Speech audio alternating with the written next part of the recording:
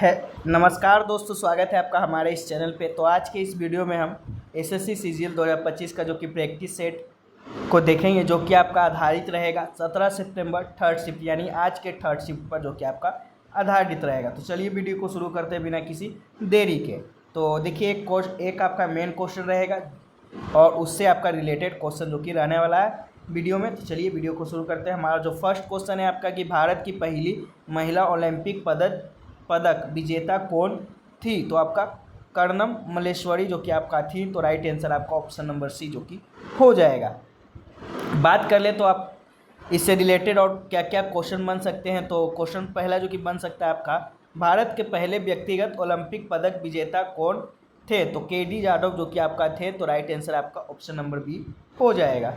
चलिए next question की ओर बढ़ते हैं। नेक्स्ट है आपका, भारत के पहले ओलंपिक स्वर्ण पदक विजेता यानी व्यक्तिगत स्पर्धा में कौन थे? तो अभिनव बिंद्रा जो कि आपका है। तो राइट आंसर आपका ऑप्शन नंबर ए हो जाएगा। चलिए नेक्स्ट क्वेश्चन की ओर बढ़ते हैं। नेक्स्ट आपका आ सकता है कि भारत की पहली महिला ओलंपिक पदक विजेता कौन थी? तो कर्नल मल्लेश्वरी जो कि आपका थी। तो ऊपर डिस्कस कर ही लिए इस क्वेश्चन को। नेक्स्ट क्वेश्चन है कि भारत की पहली महिला ओलंपिक रजत पदक विजेता कौन है? तो पीवी सिंधु जो कि आपका है। तो राइट आंसर हो जाएगा। वहीं नेक्स्ट क्वेश्चन को देखते हैं। नेक्स्ट क्वेश्चन है कि भारत की पहली महिला ओलंपिक स्वर्ण पदक विजेता कौन है? तो अभी तक जो कि आपका कोई नहीं है, तो देख लीजिएगा इस क्वेश्चन को। बाकी चलिए नेक्स्ट क्वेश्चन की ओर बढ़ते हैं। नेक्स्ट आपका जो कि स्टेटमेंट बेस्ड जो कि आपका बहुत पूछा जा रहा है, तो इसलिए हमने कुछ क्वेश्चन जो कि आपका स्टेटमेंट बेस्ड रखा है, कथन वाला।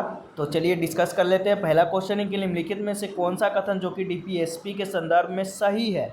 तो पहला कथन है आपका 42वें संशोधन ने अनुच्छेद 39F, 39A, 43A और 48A जोड़े। दूसरा है आपका 26वें संशोधन के अनुच्छेद 45 को संशोधित कर शिक्षा को मौलिक अधिकार में परिवर्तित किया। तो आपका ऑप्शन में है केवल 1 सही है, केवल 2 सही है, दोनों 1 और 2 जो कि सही है, दोनों 1 और 2 गलत है। तो आपका इसका राइट आंसर यानी ऑप्शन नंबर सी, दोनों 1 और 2 दोनों आपका जो कि कथन आपका बिल्कुल सही है। तो राइट आंसर आपका हो जाएगा। चलिए इससे रिलेटेड आपका चलिए क्वेश्चन कुछ देख लेते हैं। पहला क्वेश्चन है कि अनुच्छेद 40 में राज्य को किसकी स्थापना के लिए निर्देश दिया गया है? तो पंचायतों को जो कि दिया गया है। तो आपका right answer option number B हो जाएगा। नेक्स्ट क्वेश्चन आपसे पूछा जा सकता है कि किस अनुच्छेद में समान नागरिक संहिता यानी यूनिफॉर्म सिविल कोड का उल्लेख है आपका? तो अनुच्छेद 44 में जो कि आपका है। तो right answer option number B हो जाएगा। नेक्स्ट क्वेश्चन की ओर बढ़ते हैं। नेक्स्ट है आपका, राज्य को अंतर्राष्ट्रीय शांति और सुरक्षा को बढ़ावा देने का निर्देश किस अनुच्छेद में दिया गया है? तो अनुच्छेद 51 में जो कि आपका दिया गया है। तो राइट आंसर अनुच्छेद 51 हो जाएगा। चलिए नेक्स्ट क्वेश्चन की ओर बढ़ते हैं। नेक्स्ट है आपका, डीपीएसपी में अनुच्छेद 47 किस विषय से संबंधित है? तो पोषण स्तर और जन स्वास्थ्य से जो कि आपका संबंधित है। तो right answer option number C हो जाएगा। नेक्स्ट क्वेश्चन की ओर बढ़ते हैं। नेक्स्ट है आपका 42वें संविधान संशोधन द्वारा डीपीएसपी में निम्नलिखित में से कौन सा जो कि जोड़ा गया है? तो पर्यावरण की रक्षा और सुधार जो कि आपका जोड़ा गया है। तो ऑप्शन नंबर ए जो कि आपका राइट आंसर हो जाएगा। चलिए नेक्स्ट क्वेश्चन की ओर बढ़ते हैं। नेक्स्ट आपका एक मेन क्वेश्चन है कि हाल ही में चर्चा में रहा मित्र शक्ति सेना अभ्यास किन देशों के बीच जो कि आयोजित किया जाता है? तो भारत और श्रीलंका के बीच जो कि आपका होता है। तो राइट आंसर आपका ऑप्शन नंबर बी हो जाएगा। इससे रिलेटेड क्वेश्चन की ओर बात कर ले तो आपका पूछा जा सकता है कि गरुड़ शक्ति सेना अभ्यास किन देशों के बीच जो कि होता है? तो भारत और इंडोनेशिया के बीच होता है। तो आपका right answer option number B हो जाएगा। वहीं आपसे अगर पूछ ले संप्रीति सेना अभ्यास किन देशों के बीच होता है? तो भारत और बांग्लादेश के बीच जो कि आपका होता है। वहीं पूछ ले कि वज्र प्रहार सेना अभ्यास जो कि भारत और किस देश के बीच में होता है? तो भारत और अमेरिका के बीच में जो कि वज्र प्रहार जो कि आपका होता है। वहीं आपसे पूछ ले कि धर्म गार्जियन जो कि सेना अभ्यास किन देशों के बीच होता है? तो आपका भारत और जापान के बीच में जो कि आपका होता है। तो right answer option number A हो जाएगा। वहीं पूछ ले कि युद्ध अभ्यास सेना अभ्यास भारत और किस देश के बीच जो कि होता है? तो अमेरिका के बीच जो कि आपका होता है। तो राइट आंसर अमेरिका हो जाएगा। चलिए नेक्स्ट क्वेश्चन की ओर बढ़ते हैं। एक क्वेश्चन आपसे पूछ सकता है फेस्टिवल से रिलेटेड। तो एक आपका बहुत ही महत्वपूर्ण फेस्टिवल है, कौन सा? हॉर्नबिल फेस्टिवल जो कि किसका प्रतीक है? तो हॉर्नबिल महोत्सव नागा संस्कृति में हॉर्नबिल पक्षी के महत्व और नागा जनजातियों की समृद्ध परंपराओं और विरासत का जो कि आपका प्रतीक है। हॉर्नबिल पक्षी नागा लोक कथाओं में निष्ठा, सुंदरता, बहादुरी, सम्मान और संस्कृति गौरव का प्रतीक जो कि माना जाता है। यह महोत्सव विभिन्न नागा जनजातियों की पारंपरिक कला, संगीत, नृत्य और व्यंजनों को प्रदर्शित करके उनके सांस्कृतिक जुड़ाव और पहचान के संरक्षण को जो कि बढ़ावा देता है। तो किसका प्रतीक है तो पता चल ही गया होगा। बाकी बात कर ले कि इससे रिलेटेड आपका क्वेश्चन पूछ सकता है कि हॉर्नबिल महोत्सव किस राज्य की जो कि समृद्ध परंपरा और संस्कृति का प्रतीक है।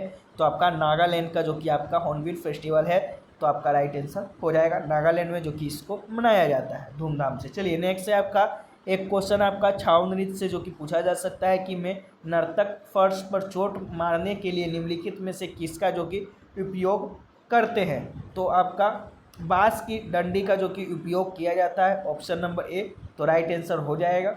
बात कर ले इससे रिलेटेड क्वेश्चन की, तो पूछा जा सकता है कि छाव नृत्य मुख्य रूप से भारत के किन राज्यों में जो कि प्रचलित है। तो ओडिशा, झारखंड और पश्चिम बंगाल में जो कि 3 राज्यों में जो कि आपका मनाया जाता है मुख्य रूप से। तो राइट आंसर हो जाएगा। कोई भी ऑप्शन में हो तो आपको मानना है। तीनों ऑप्शन आपका एक साथ जो कि नहीं दिया जाएगा, कोई भी दिया जाएगा तो एक दिया जाएगा। चलिए नेक्स्ट क्वेश्चन की ओर बढ़ते हैं। नेक्स्ट है आपका छाव नृत्य में कौन सा विषय प्रमुख रूप से प्रदर्शित किया जाता है। तो पौराणिक कथाएं जो कि आपका प्रदर्शित किया जाता है। तो right answer option number A हो जाएगा। नेक्स्ट क्वेश्चन की ओर बढ़ते हैं। नेक्स्ट है आपका छाव नृत्य में प्रयोग किए जाने वाले मुखौटे मुख्यतः किस राज्य में जो कि बनाए जाते हैं। तो पश्चिम बंगाल में जो कि आपका मनाया जाता है। तो right answer option number A हो जाएगा। नेक्स्ट है कि छाव नृत्य किस श्रेणी का नृत्य जो कि है। तो लोक और आदिवासी नृत्य जो कि आपका है। तो right answer option number B हो जाएगा। नेक्स्ट है कि छाव नृत्य को यूनेस्को ने इंटेंजिबल कल्चर हेरिटेज के रूप में किस वर्ष जो कि सूचीबद्ध किया था। तो 2011 में जो कि आपका किया है। तो राइट आंसर हो जाएगा। चलिए नेक्स्ट क्वेश्चन की ओर बढ़ते हैं। नेक्स्ट आपका एक क्वेश्चन आता है कि गुप्त वंश के प्रशासन में विभिन्न विभाग और उनके अधिकारी दिए गए हैं। निम्नलिखित में से कौन सी सही विभाग और उनके अधिकारियों का जो कि मिलान चुनना है आपको। तो पहला आपका विभाग की और उसके बाद है आपका अधिकारी। तो चलिए जान लेते हैं। पहला आपका सैन्य विभाग जो कि महानिर्णायक है। दूसरा है आपका राजस्व विभाग जो कि उद्योगपति संभालते हैं। तीसरा है आपका न्याय विभाग जो कि धर्माध्यक्ष जो कि संभालते हैं। चौथा है आपका गुप्तचर विभाग जो कि आपका महाप्रधान संभालते हैं। तो कौन सा जो कि आपका इसमें से सही है। तो निम्नलिखित में से कौन सा विकल्प जो कि सही मिलान को दर्शाता है। तो ऑप्शन नंबर बी 1 और 3 जो कि आपका सही मिलान में सम्मिलित है। तो आपका राइट आंसर हो जाएगा। पहला आपका कौन सा है सैन्य विभाग जो कि महानिर्णायक जो कि आपका अधिकारी होते हैं। तीसरा आपका न्याय विभाग जो कि धर्म अध्यक्ष जो कि आपका अधिकारी होते हैं। तो आपका right answer option number B हो जाएगा। चलिए विशेष रूप से जान लेते हैं। गुप्त वंश के प्रशासन में प्रमुख विभाग और उनके अधिकारियों का विवरण जो कि निम्नलिखित है। सैन्य विभाग, इसका नेतृत्व जो कि महानिर्णायक या महासेनापति करते हैं, जो सेना को युद्ध से संबंधित मामलों को देखते हैं। तो इसलिए आपका जो कि पहला सही है। दूसरा आपका राजस्व विभाग, इसका प्रबंधन विनय स्थितिपति या समाहर्ता जैसे अधिकारी करते हैं, न कि उद्योगपति व्यापार या उद्योग से संबंधित हो सकते हैं, लेकिन राजस्व विभाग का प्रमुख नहीं, इसलिए दूसरा आपका गलत है। तीसरा आपका न्याय विभाग, धर्माध्यक्ष या अन्य स्थानीय अधिकारी जैसे नगर श्रेष्ठी न्याय से संबंधित मामलों को जो कि देखते हैं, इसलिए आपका तीसरा सही है। चौथा है आपका गुप्तचर विभाग, जो इसका नेतृत्व जो कि महाप्रधान नहीं बल्कि गुप्तचरों यानी जासूसों के लिए विशेष अधिकारी जैसे दूतक या अन्य गुप्तचर इकाइयां करती हैं। तो इसलिए आपका चौथा गलत है। चलिए नेक्स्ट क्वेश्चन की ओर बढ़ते हैं। नेक्स्ट आपसे पंचवर्षीय योजना से जो कि संबंधित पूछा जा सकता है। तो क्या, तो पहला क्वेश्चन है कि महानोबिस मॉडल किस पंचवर्षीय योजना से जो कि संबंधित है। तो इसका राइट आंसर आपका चतुर्थ पंचवर्षीय योजना जो कि हो जाएगा 1969 से 1974 जो कि आपका चला था। सॉरी दोस्तों, द्वितीय पंचवर्षीय योजना आपका हो जाएगा 1956 से 1961 तक जो कि आपका चला था, इसलिए आपका राइट आंसर द्वितीय पंचवर्षीय योजना हो जाएगा 1955 से 1961। चलिए बात करते हैं इससे रिलेटेड क्वेश्चन की कि क्या क्या और पूछे जा सकते हैं। तो पहला क्वेश्चन पूछा जा सकता है कि भारत की पहली पंचवर्षीय योजना 1951-1956 मुख्य रूप से किस क्षेत्र पर केंद्रित थी। तो आपका कृषि पर जो कि आपका पहली पंचवर्षीय योजना जो कि केंद्रित था, तो राइट आंसर आपका कृषि हो जाएगा। नेक्स्ट है कि द्वितीय पंचवर्षीय योजना जो कि 1956 से 61 यानी महालनोबिस मॉडल पर आधारित थी, यह किस क्षेत्र में के विकास पर बल देती है। तो भारी उद्योग जो कि आपका इसमें देखा गया था, तो राइट आंसर आपका हो जाएगा। चलिए नेक्स्ट है आपका कि गैजेट ऑफ इंडिया में पंचवर्षीय योजना को लागू करने की सिफारिश किस संस्था द्वारा दी गई थी। तो योजना आयोग द्वारा जो कि दिया गया था, तो राइट आंसर हो जाएगा। चौथा क्वेश्चन है आपका तीसरी पंचवर्षीय योजना 1961 से 66 का प्रमुख उद्देश्य क्या था। तो आत्मनिर्भरता और कृषि उत्पादन में वृद्धि जो कि आपका इसका प्रमुख उद्देश्य था, तो राइट आंसर हो जाएगा। चलिए नेक्स्ट क्वेश्चन है आपका कि भारत में पंचवर्षीय योजना को बंद कर 3 वर्षीय कार्य योजना किस वर्ष जो कि शुरू की गई थी। 2014 में जो कि शुरू किया गया, तो राइट आंसर आपका 2014 हो जाएगा। तो ये रहा दोस्तों जो कि आपका आज का प्रैक्टिस शिफ्ट रहा, जो कि थर्ड शिफ्ट के आधारित आपका जो कि रहा था।